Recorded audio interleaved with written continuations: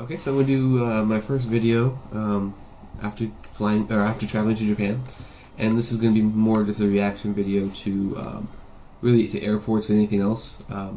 I've been in Narita for 12 hours, but I haven't been out of the airport or my hotel. I flew economy class, which required almost, I think it was 20 hours of flight time and layovers before getting here. I left at 4:30 in the morning, local time for me, from Medford. I got on a small commuter plane. This is the first time I ever flew. So I flew out of Medford, which is a tiny airport, and they have a commuter plane that goes to Salt Lake City. That was an experience for me. I thought the planes would be a lot bigger. I think I've been on motorhomes larger than that plane. And so I flew to Salt Lake City, and then later in Salt Lake City for a couple hours before flying to LAX. And then from LAX I flew to Narita. Airports were a culture shock to me. I've never really been in an international airport.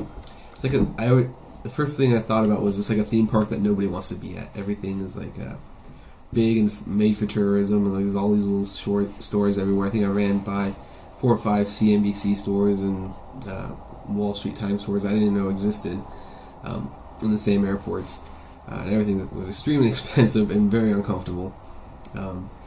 The flight over from LAX to Narita I thought that the international flights would be a lot bigger and a little bit more like grander, I guess, a little bit bigger deal. It was very uncomfortable. The food was terrible. I had crying kids everywhere. It was like a horror story I thought that international flights would be more of a big deal.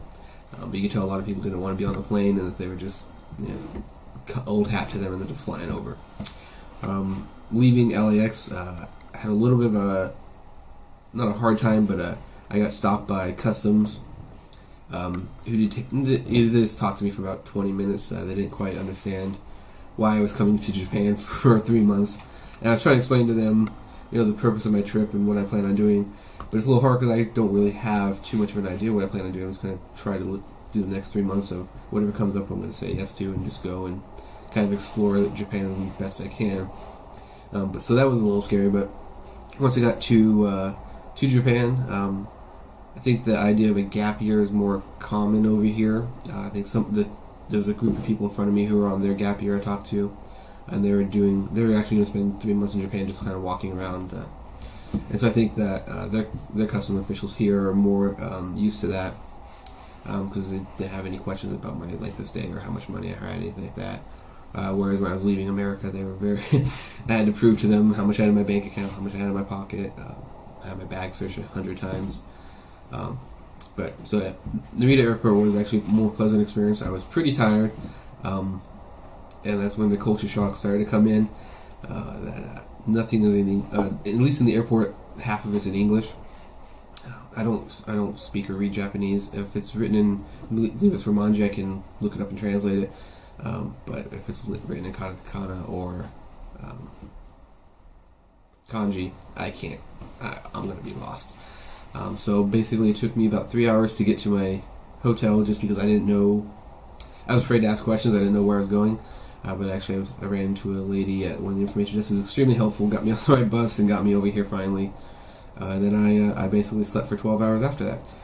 So this is a video I'm taking right before I head into Tokyo. I'm going to go back to the airport, get on a train, and head into Tokyo and just kind of wander around. I'm going to try to probably stay close to some of the tourist areas so that hopefully something's written in English I can figure out how to get back. And I'll probably make a reaction video when I get back. Thank you.